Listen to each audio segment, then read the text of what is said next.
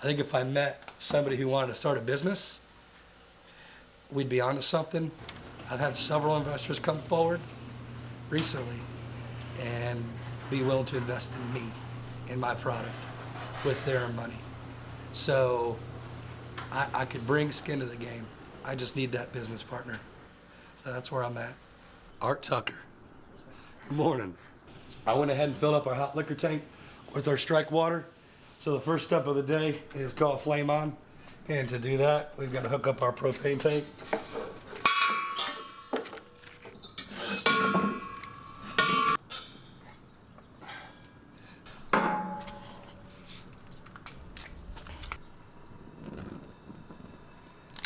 And we are flamed on. So now we want to heat this water, and it's been sitting in the garage overnight, so it's probably 65 degrees, maybe 70. It stayed pretty warm last night. But we want to heat this water up to our strike temperature, which if I recall correctly is about 170 degrees Fahrenheit.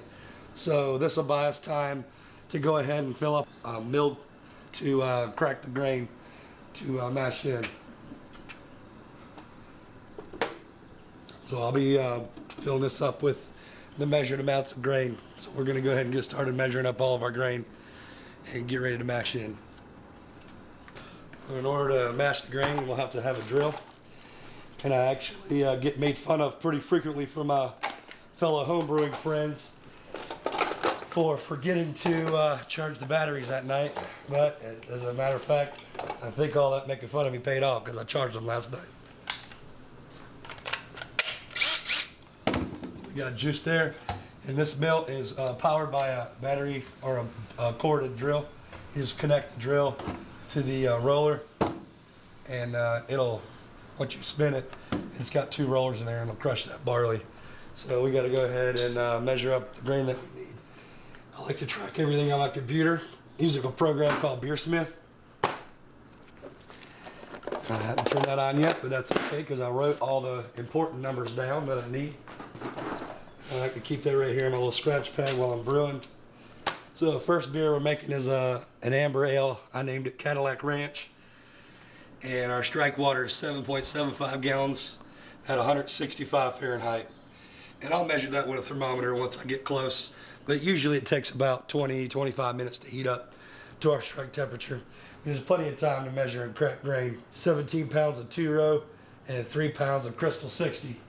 So 2 rows are base malt, which is in this stack here. We're using Carolina malt.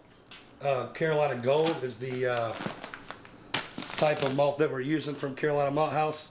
It's actually sourced and malted here in Rowan County. It's the next county up. So it's locally sourced malt for the base. And then the specialty is 3 pounds of Crystal 60. This is actually English Crystal 60 from the UK. This gives it a good brownish tint, copper tint, and also a little bit of malty taste. Slight, very slight toffee and caramel characteristics to the beer. But it's only 3 pounds and it's 17 pounds of base malt. So this should give us enough tint to fit the mold of a brown ale and also the malt characteristic that we're looking for. Let's sand it down. This is always a trick, pulling this string correctly so that it opens up. This is one of those steps where if another brewer watches this video, he's going to measure just how good of a brewer I am. One of them tricks of the trade kind of thing. Voila.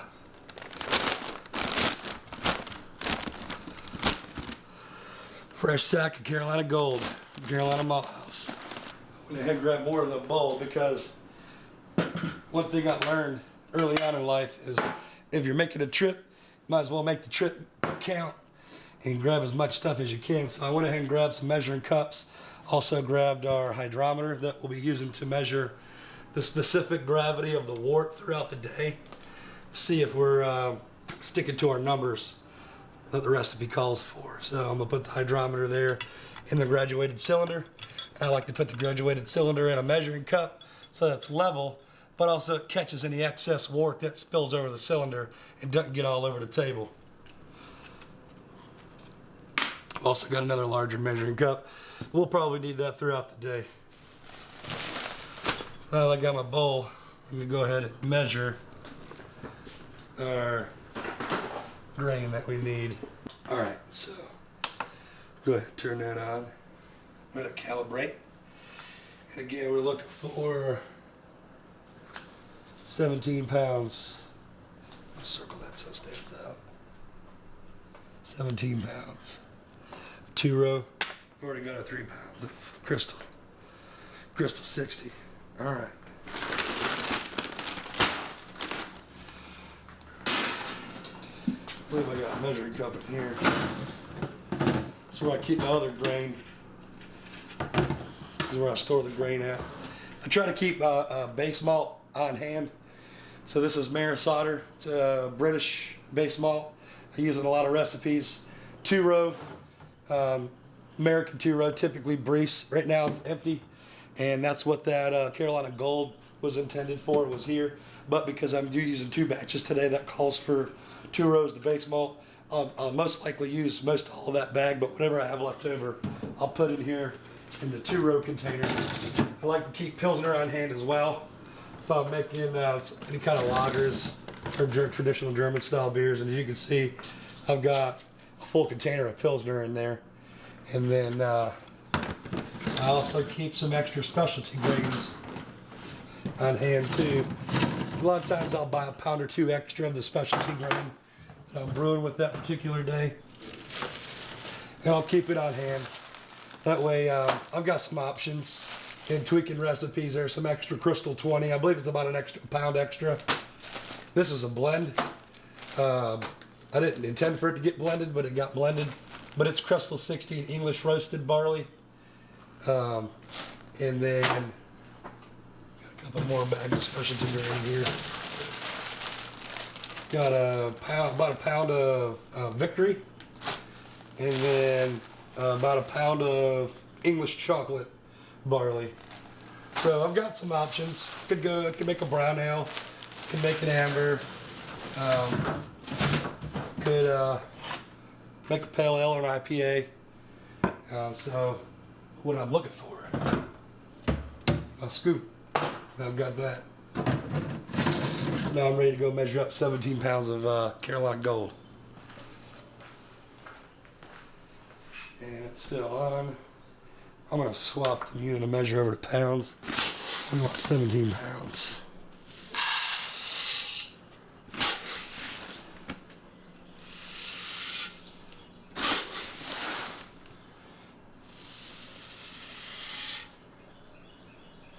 There's 5 pounds. Usually 3 scoops is 5 pounds. So I'm going to go ahead and take that. I'm going to pour it up top here.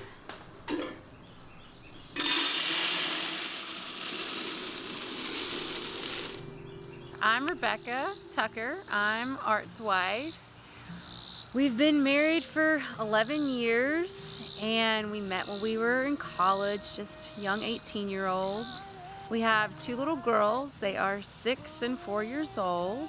Big Tuck Brewing was kind of my fault, really.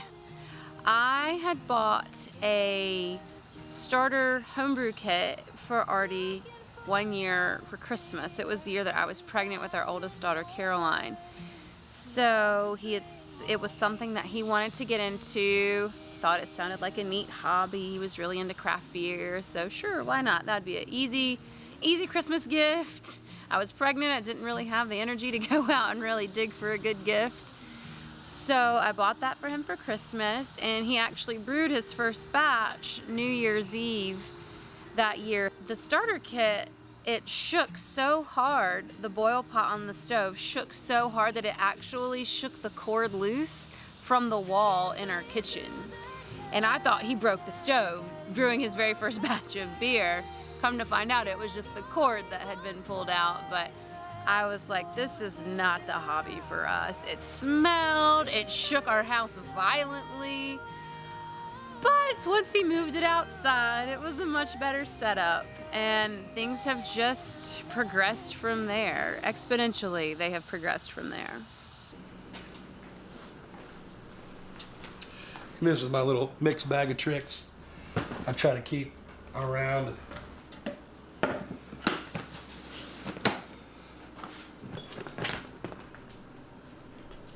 just try to keep a bunch of different odds and ends. Stuff that you accumulate over the years brewing beer.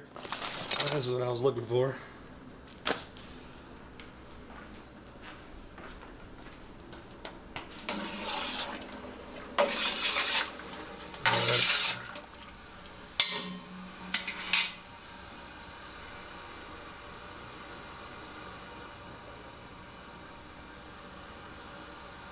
Yeah, we're at 175. But I haven't cycled these hoses are still kind of cool. So I'm gonna cycle the hot water through here. Heat these hoses up before I start transferring.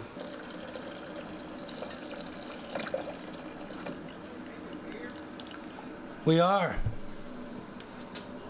What's that? Of course, come on up, man. How you doing, neighbor? I'm Brian Madden. Art Tucker, nice to meet you, Brian. So I entered a competition hosted by AIGA, Yeah. and they give you a secret ingredient or mystery ingredient, and this year is peaches. So I've written a recipe to incorporate peaches into my beer. I'm actually making a hazy IPA, and I'm going to incorporate peaches into that. So very, very little to no hop bite whatsoever. It's going to have all that aroma and that sort of thick mouthfeel, that juiciness to it, like orange juice. Yeah. I don't know if you've had a hazy or not. Yeah. So that's what I'm going for, and then I'm going to have peaches on the back end of it. So the hops I'm using, though, have peach and stone fruit aromas in them. Right. So I hope that the hops paired with the actual peach puree will, in a hazy IPA, would give you that sort of thick, juicy, fresh mouthfeel. So that's what we're trying to do today. So right now, what I have on tap that's fresh, I'll get you a sample. I know it's early, but if you don't mind, I'll get you a little sample. Yeah. I don't have much of it left, and this may be the last pour, but it's a hazy IPA that I made recently. And over time, as hazies sit, they start to clear out a little. Okay. So may the fourth be with you. And that was literally the last of it. It just kicked. It's empty. Oh, So that was it, huh? that was it, yeah. So you can smell it.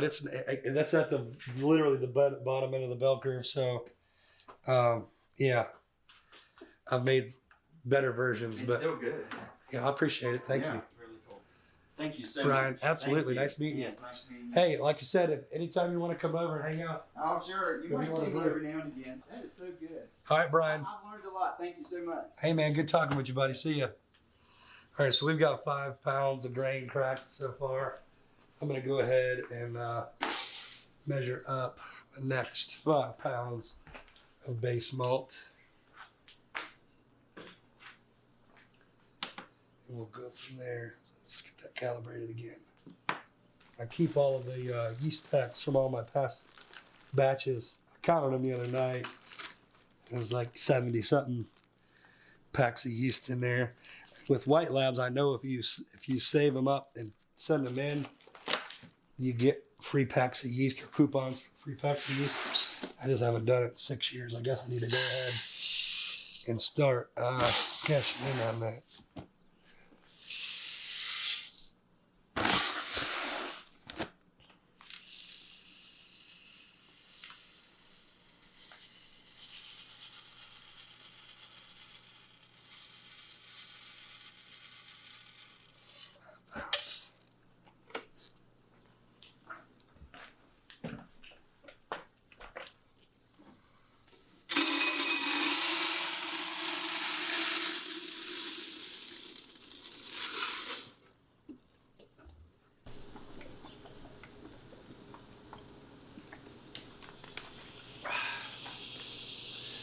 Try to stay hydrated, right? Yeah, we want 165. So we'll heat that up to 165. Got our grain cracked. Nice thing about cracking directly into the mash tun is there's no buckets to clean up. Just crack right into it. This did a pretty good job cracking it. You can see a lot of the holes still there, but they got pretty well cracked. And you can see the white powder from endosperm inside the barley husks.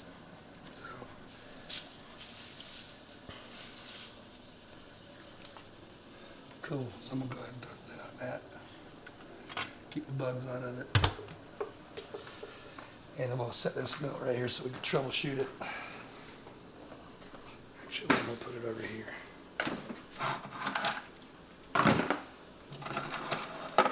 These are the old cam locks I used to have.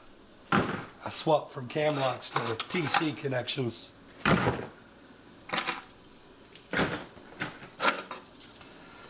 We'll troubleshoot that. I meant to do this last night. Got sidetracked.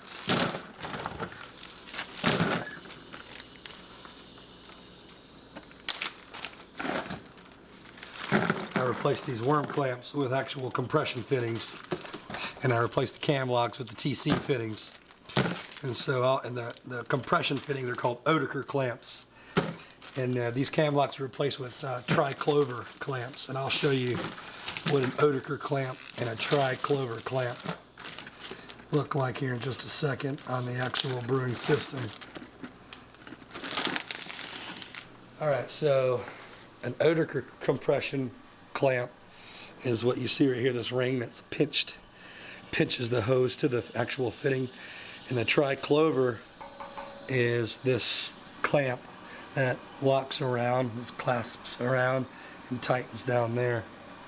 And I'll show you an example of one that is not tightened down yet. I've got extras up here. So it has a gasket, silicone gasket, that goes in between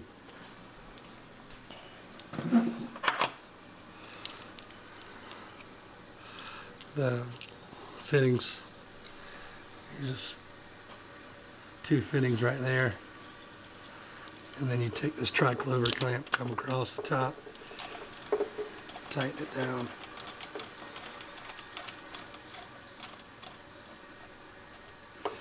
There you have it. Go to 170, even though we're aiming for 166.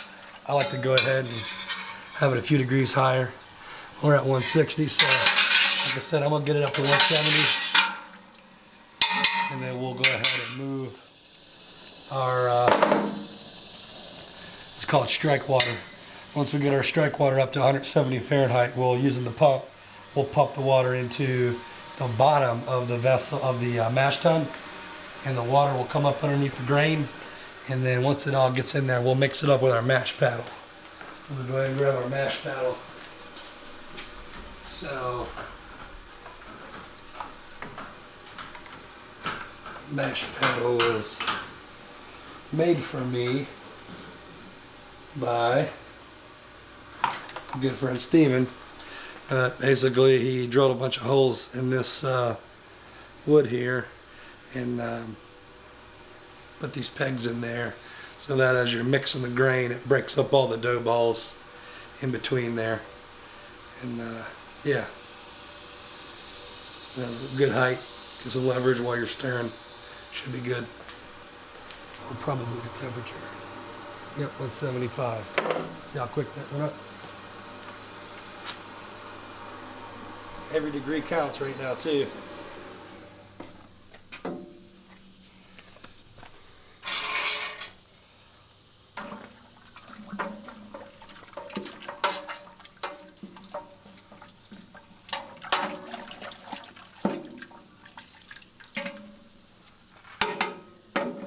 We're 174.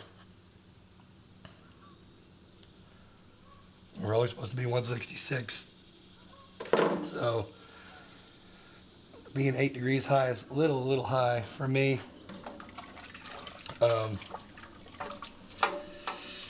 Yeah, it's about 3 degrees warmer than what I want to be, and I know it may seem silly, but I always like to be 5 degrees higher than what my strike temperature should be.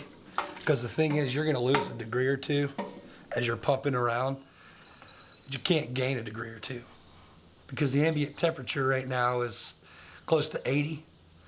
And we're talking in temperatures or degrees of 165, 170, right? So it wants to get to the ambient temperature outside. So it wants to go down. So I'd rather be 5 degrees high and stir it for a little bit, and then throw the lid on it.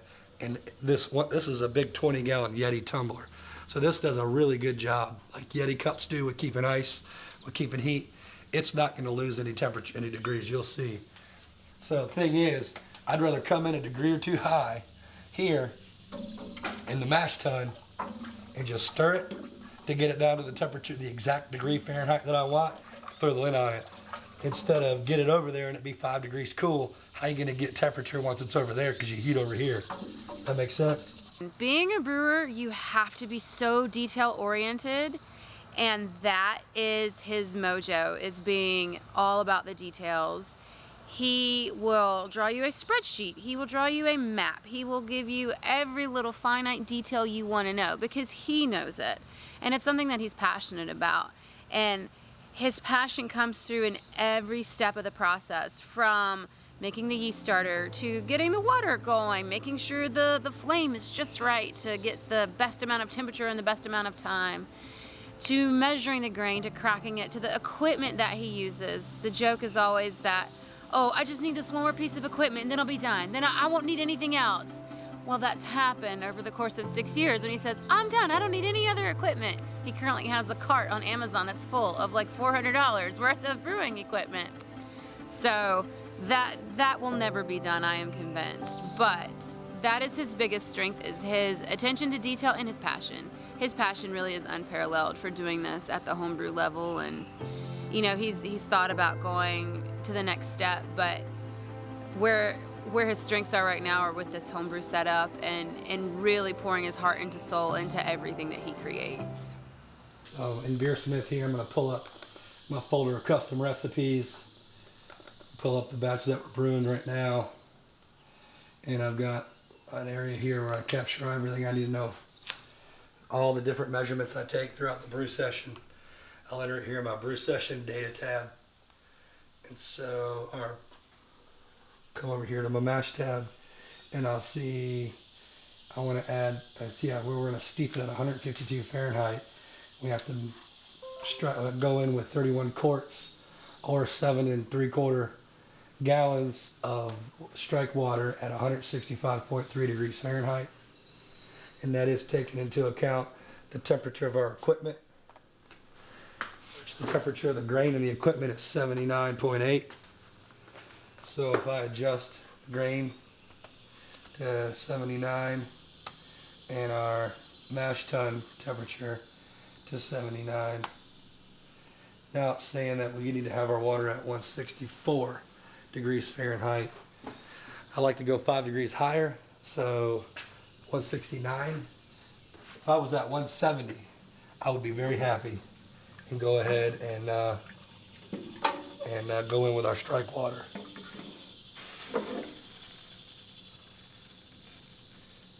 I'm at 173, and that's okay. I think I'm going to go ahead and just go with it. So we're going to go ahead and transfer our hot liquor from the hot liquor tank through the pump up into the mash tun, and we'll do that using this pump here. So I got this open. Our pump is primed. We got our liquid up to here. So I'm going to go ahead and open this up, have that closed, and I'm going to go on with the pump.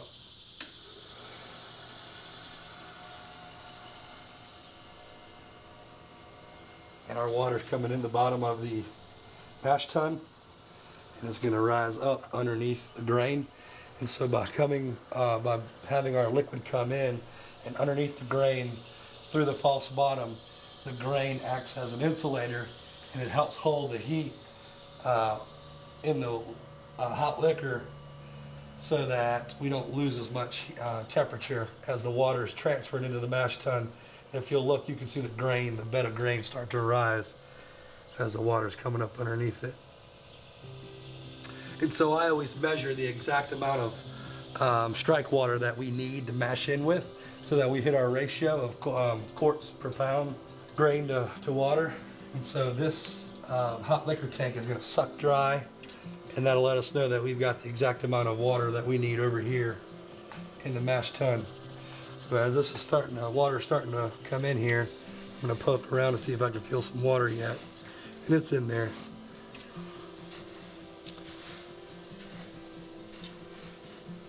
Here we go.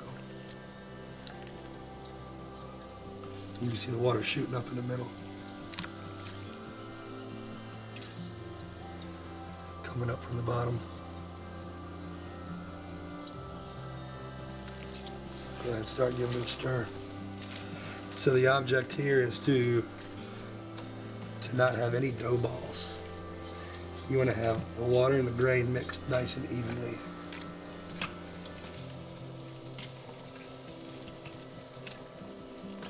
And that's why having a paddle design like this really helps get all this mixed in there.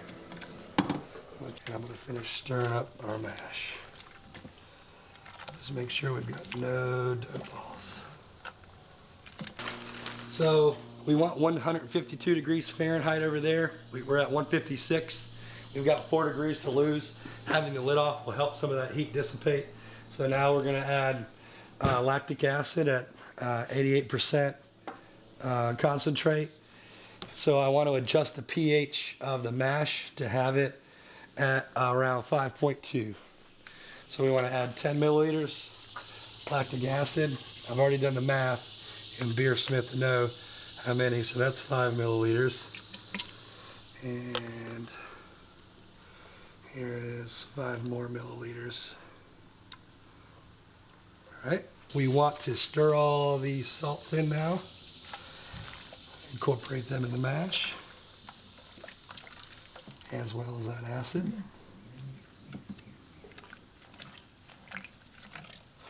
And we want to hopefully end up around 152 degrees Fahrenheit, which is the optimal temperature for the particular recipe that we're brewing. We'd like to see a nice balanced beer. This is an amber ale. I told you I was going to brew a pale ale and a hazy. I changed my mind. I'm going to do an amber and add peach concentrate to it, and then still sticking with the hazy, like I said, with the peach puree. No change there. So the amber is really a backup beer. I'm all in on the hazy. I know that's going to be the beer we're going to go with, just in case something happens. We've got this amber ale too.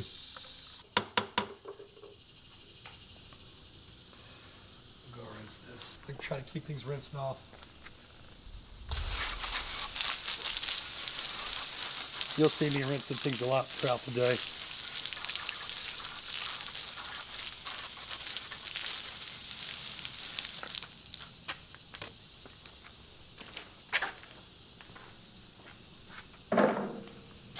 Once we're done mashing, we're going to run that sugar water off into our bowl kettle.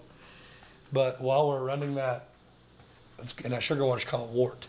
So while we're running that wort off into our bowl kettle, I'm going to have more hot water over here being sprinkled in the top to rinse the grain even further, or even more so that we rinse that grain and get all the sugar that we can off of that. And so the water will essentially be making this trip up through the pump, up the top of the mash tun, coming down through the grain, through a false bottom, into this pump, and then getting pumped up into the hot liquor tank. So the sugar water is, the water is pushing all the sugar that we can through the mash tun to end up into the bowl kettle, so that we've got our sweet wort over here to boil and make beer. That whole process I described is called fly sparging, where we're actually trickling water in the top. So we've got to have 8.6 gallons at 168 degrees Fahrenheit. So I'm going to go ahead and go capture a little over 8 gallons of water. To do that, I like to use this pot, make it easy. It's got markings inside of it, up to 4 gallons. And so I like to get my water from the kitchen sink, because that's where I test my water. So to try to keep things as consistent as possible, I use the water. I pull the water from the sink and use in the same manner that I pull the water to test it. So it's as closest to the source as possible when I'm brewing. Professionally, he has only been entering competitions really for the last maybe year and a half. And I think that really kind of lit a fire under him to to pursue even more greatness and to really fine tune and hone in on this craft that he has adapted and this hobby that has become more than a hobby. I mean, it is a true passion for him. And he's really taken the initiative to study, to go as detailed to find out the pH of our water, to adjust the salts and the chemicals. And I think that's made a difference in his professional endeavors in terms of winning awards and accolades and ribbons and things like that. And it's really made a big difference.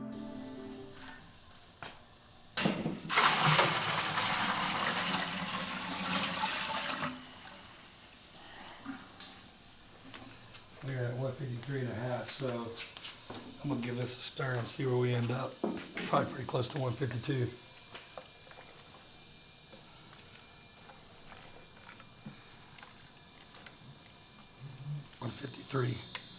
And we may lose a degree during the mash, so I like it. Go ahead and close it up.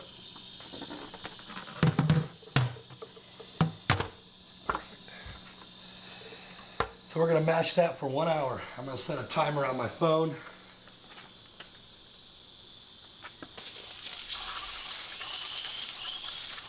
So we know that we've got our full mash schedule in. So it's called a single sacrification rest. Let's see your timer. 1 hour. Start. Boom. So in 1 hour we'll know we're done with our mash. So the cool thing about brewing is you have periods of time where you have to just wait for the ingredients to do their thing, so that allows you to do other things. So brew days are busy. There's always something to be done, whether it be cleaning or setting up for the next step. And so since we're brewing 2 batches of beer today, I've got plenty of stuff to do to prepare myself for the next batch of beer. We're gonna add salts to our sparge water, and we could go ahead and measure those salts now and drop them into our sparge water. Looking at your tap water, the grain you're using, the style of beer that you're making, and you want to have a balanced tasting beer. It's not too full, not too thin, middle of the road, full experience. You need to add this many grams of these types of salts at this time throughout your brewing process to achieve what you want water-wise. So adjusting the water chemistry of home brewing is really the final frontier for a lot of home brewers. So a lot of folks spend time perfecting the techniques of building the recipes, brewing the beer, fermenting the beer, packaging the beer. And once you get all of that underneath your belt, then you feel froggy enough to leap into adjusting water. So I'm thankful that I've made that jump into testing my water here at the house and adjusting the water profile to match the target that I desire and the style of beer that I'm making. This is the last of the sparge water that we need.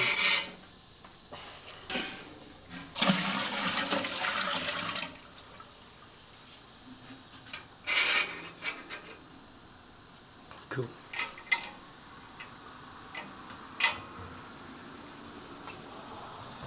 Awesome. We'll have to get more water for the hazy. I like to just go ahead and wipe things out, keep it clean. Down there. Okay, actually. All right, so we're gonna be filling up these carboys.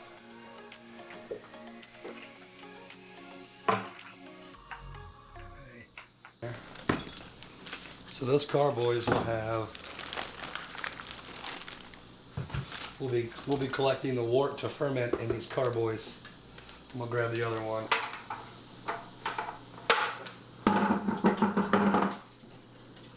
We're also gonna use these copper coils to chill our wort down. I like to take them, expand them, combine them.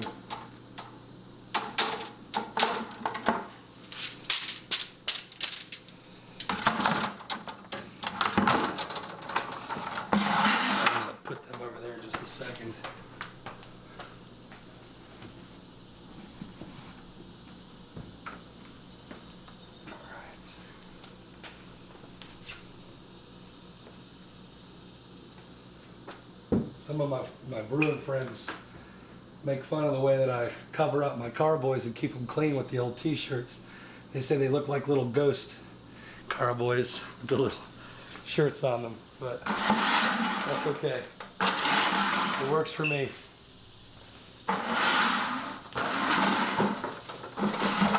So I'll have to stage these coals up because when it comes time, we'll pick these up and put them inside the boil kettle. So I like to stage it up close to it. And then I'm gonna hook up the hoses over to the water supply, and we'll be running cold water from the ground through these hoses and out. I have Star San here. This is sanitizing solution. So we like to dip things in this, and I made a fresh batch last night. We like to dip things in here that will potentially make contact with our wort. We want to sanitize anything. We want to clean first, and then we want to sanitize everything that will potentially come into contact with the wort. Reason being is we don't want anything other than the yeast to eat the sugar. So by cleaning and sanitizing everything, and I'm covering this up so no bugs or foreign material get down to my carboys, this will allow the wort, or allow the yeast the opportunity to have first dibs at the sugar water, which is what we want. Cool. All right. So far, so good. I think if he had it his way, he would be in his own brew house, professional, he would quit his day job. However, that's not where I necessarily want to see him. I want to see him to continue to make the best quality that he has and to continue learning and growing. And I really want to see him to start to push the boundaries. He has these kind of base recipes that he has perfected and they just don't get much better. But I want to see him to push himself a little more because he's very comfortable and we don't grow as much when we're comfortable. So I really want to see him to push himself a little bit. And I always try, I'm like, add this in there, try this. And so it was good last year. The first time that he brewed really with any adjuncts was when he made the honey ginger blonde ale, and that won him third place in the beer and branding competition, which was pretty cool because he got a 50 out of 50 on that score, which was awesome. I keep my hops up here. Amarillo hops, 8 ounces there, so we want 1.7 ounces.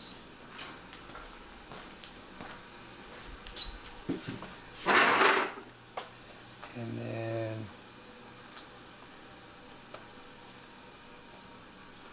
we also want 2 ounces at Whirlpool.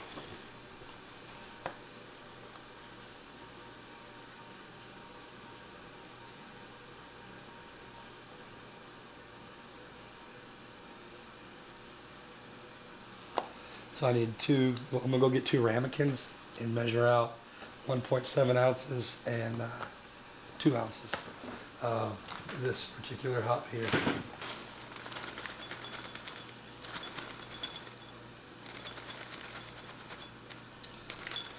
So this is our first wort hop edition, and first wort hop means basically that we add it in as the wort is first entering the boil kettle.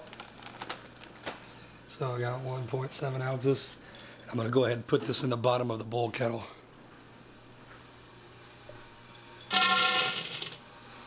And so as the wort enters into the boil kettle, you'll see the wort mix with that, the hops, and we'll get a little more hop extraction out of it that way.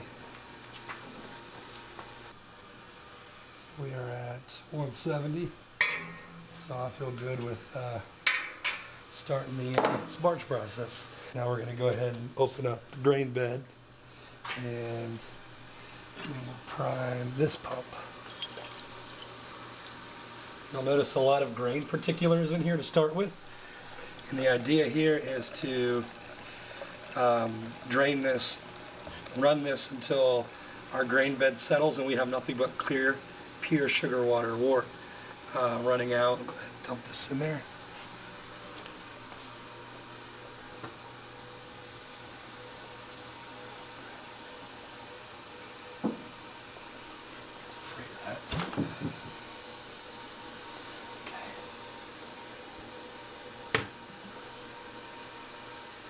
Smell that? Sweet wort.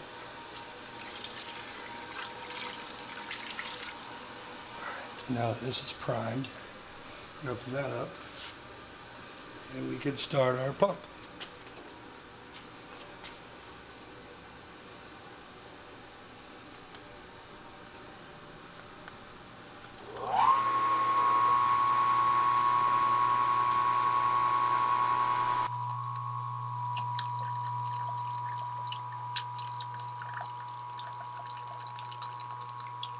Once we see this running clear, we'll know it's time to go ahead and start running the wort into the boil kettle. So this is a way to pull the wort off the bottom, through the false bottom, through the pump, and back up on top of the grain bed, so that the wort then has to go back through the grain bed, which is, it's now compressing the grain bed onto the false bottom and coming back through and repeating itself over and over, so that the grain bed and the false bottom act as a filter, so that all we're getting is pure wort with no barley husks or any other kind of tannins or anything that we want that are undesirable to have into the boil kettle. We just want pure wort, sugar water essentially in here. This is a sample to test the pH. Yeah, it's running pretty clear. All right. So we'll test the pH with this sample.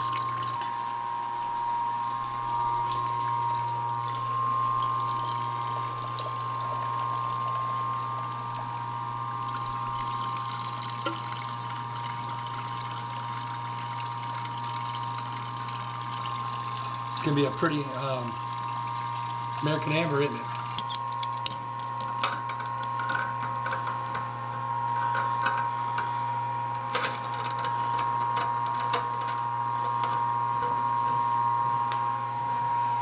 All right, so we'll open this up. Slowly open this up. Should have nice clean water. That's it. Yeah, it smells good. It's got enough hops just to counteract the sweetness. You don't want a beer without hops. It's way too sweet. They used to do that 1700s. And they started realizing that by putting hops in there, it counteracts it and gets it to where it needs to be. IPAs are overhopped. Ambers are balanced when in regards to the level of maltiness, sweetness from the wort, and the bitterness, sharpness from the hops. You try to get as close to the middle of the road as you can with an amber, slightly towards maltiness. So it's going to be a sweeter beer than it's going to be a bitter beer. What's going on, guys? Yeah, come smell, man. This is the American Amber I'm making. What's up, bud? What's up, man? How are you?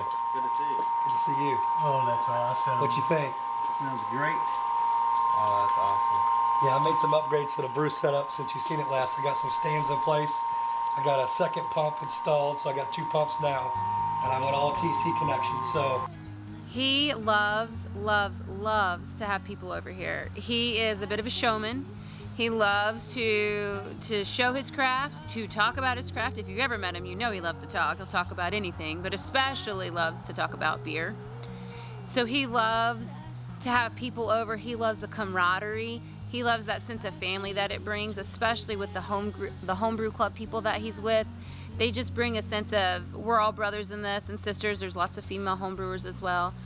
And that sense of community, I think, is his biggest asset when it comes to his setup and what he prefers to, how he prefers to brew.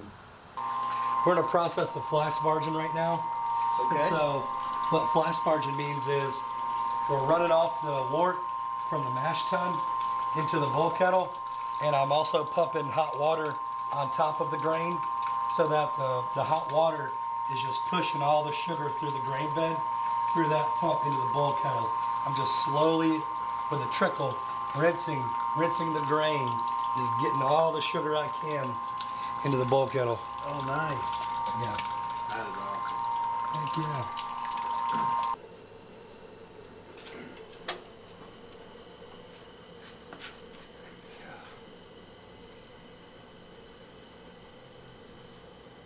Getting it dialed in. Nice pretty blue flame. Check this out, Jake. Oh, very nice. You've got this down. You got it down. Cool. So we're gonna bring this up to a boil now. And then we'll use this to stir. I got right at 14 gallons. But I can drink this Oh man. all day. Yeah, that is easy. What's the ABV on this one? 4%. All Crushing, day. baby. All day. Yeah. My friends would absolutely Hey, destroy that. think about this. I'm looking at getting a little canner so I can make my own crowlers. Uh-huh. So we can fill you up a crowler. Send you, I like that send, idea a send you lot. to the golf course, have a good time. Well, listen, this has got to sit and ferment, as you know, for about I know, 2-3 weeks. So in 3 weeks from now, we can do it again. Well, put me in the cycle. All right, I'll add you in the schedule. The next beer I was going to make is Oktoberfest, the Vienna Lager. So All right. I like that. we'll do that next. That sounds like a plan. All right, man. All All right. right. Hey, man, enjoy the rest of your day. See you. All right, so the next batch of beer, I can go ahead and get the water in there. Start getting that up. We hit our pre-boil volume, 14 gallons. Next batch is there's not gonna be any hops early on, and it's gonna be golden straw in color, not amber in color. Next batch has got oats in it, which gives it more of a chewy mouthfeel, a full mouthfeel experience. Not thin, thicker.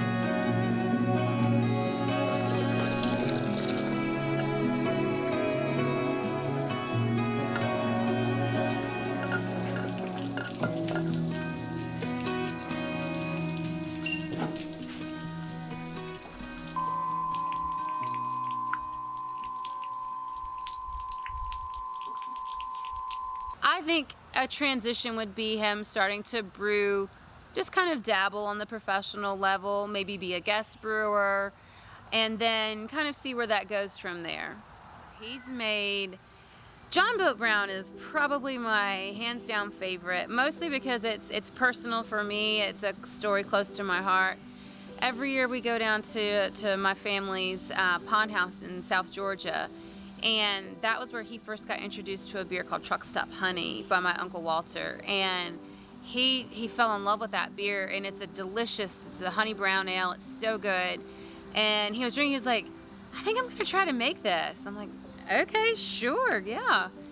And he made it, and it was just notches above. And Truck Stop Honey's good, but it was notches above where that one was. And it's just so delicious, and it's flavorful, and it's roasty and sweet, but not too sweet. It's just such a wonderfully balanced, crisp, good, perfect beer.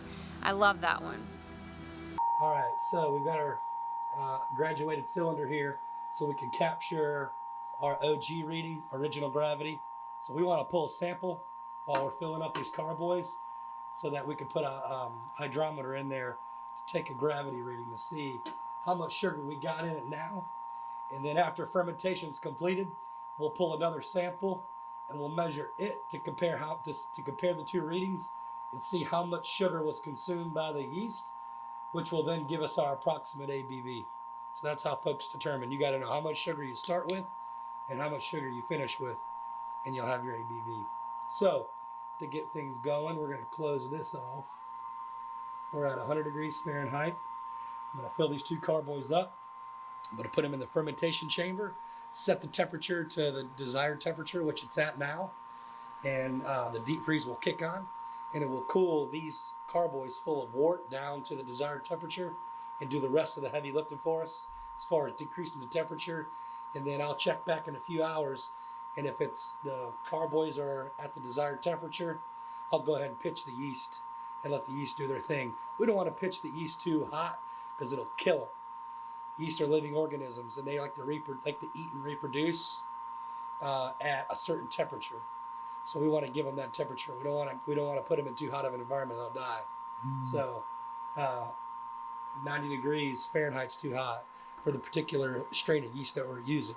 Now there's strains of yeast that like it that hot, but that's not what we're using for this particular make and model. So I'm gonna give this a quick shake, and this is our bucket of Star Sand solution.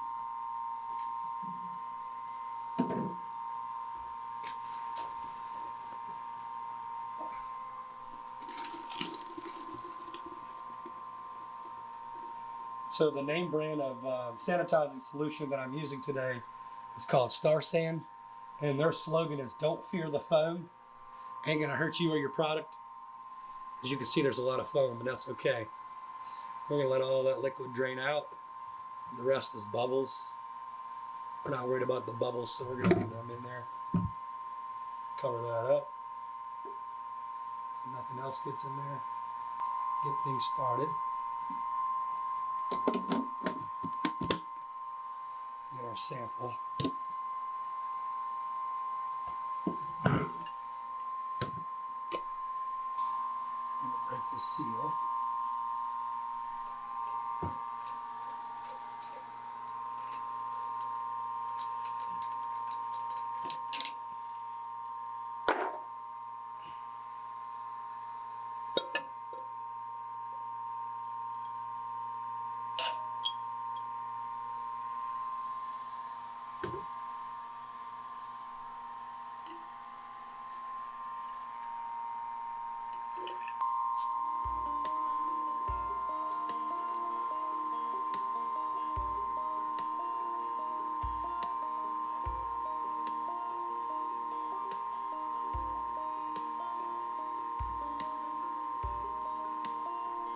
Alrighty, we are ready to rock and roll on firm chamber number 1.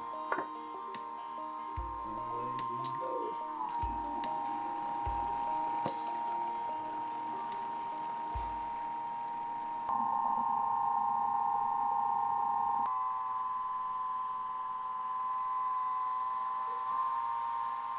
That's it. 10 gallons of sweet, sweet wort. So I like to spray down the outside of the carboy because I don't want nothing growing on the outside either. Some people watch me do that and they're like, you clean the inside, what are you doing? And that's because that's what sets us apart.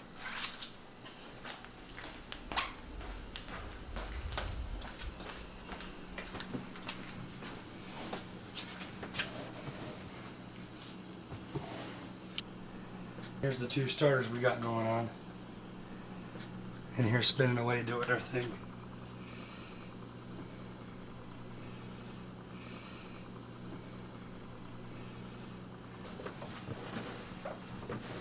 Ambers are a very, if you want to call it something, ambers are very middle of the road.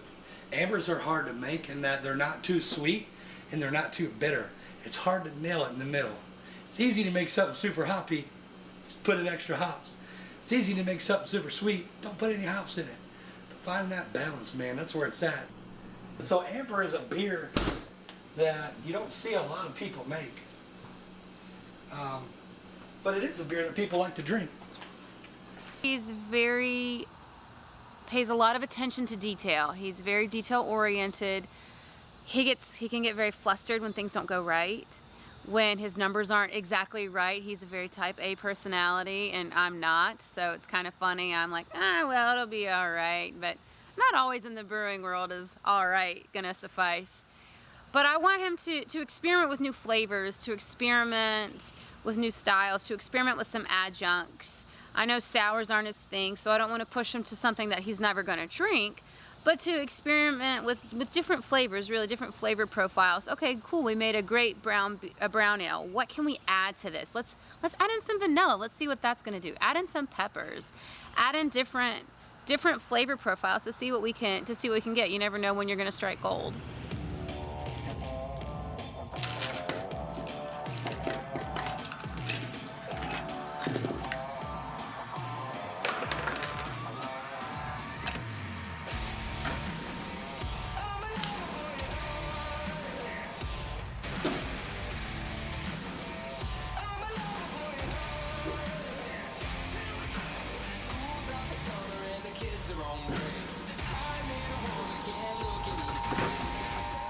Currently, I've got a keg of beer in here, which is an American Pilsner for a buddy of mine.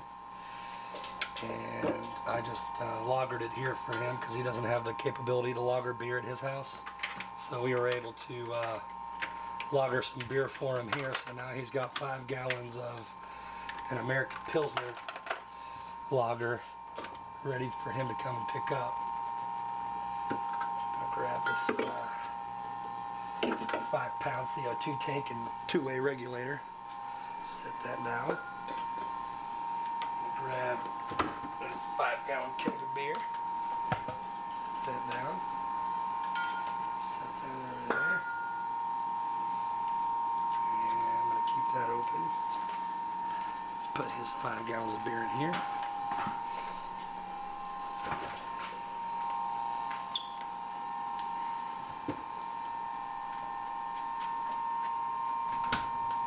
Okay, so that's ready to collect wort.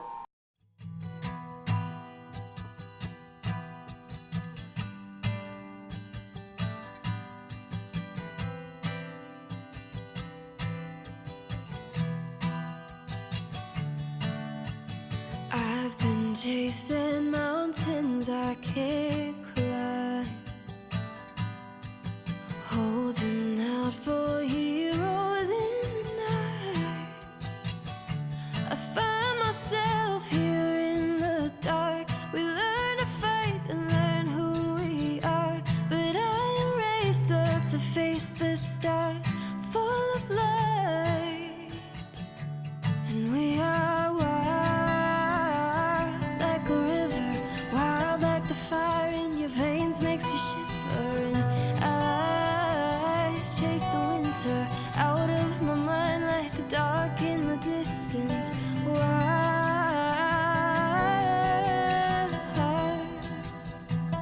We are wild.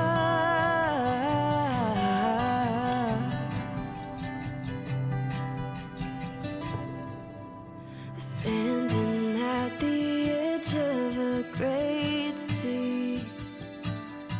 Sometimes it takes all you got to believe that you are whole here in the dark. We learn to fight when we fall apart, but we are raised up to face the stars.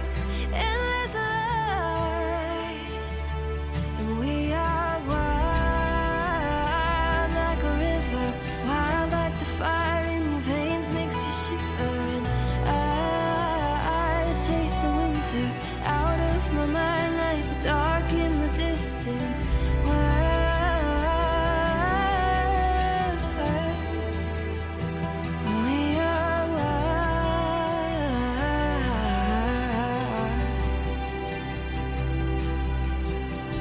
Can't hold me back, can't pin me down. Until next time. Stop the truth from ringing out. Light up the darkness, say it loud. Oh,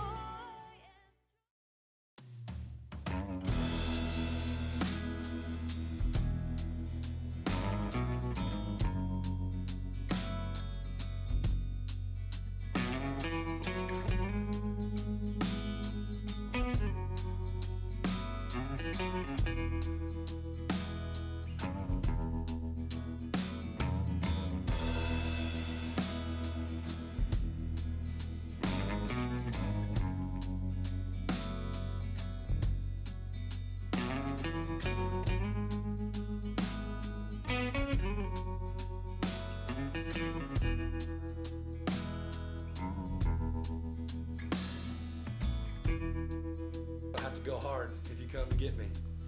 You know what I mean? That's all I'm saying. You have to come at me, man, because I'm happy.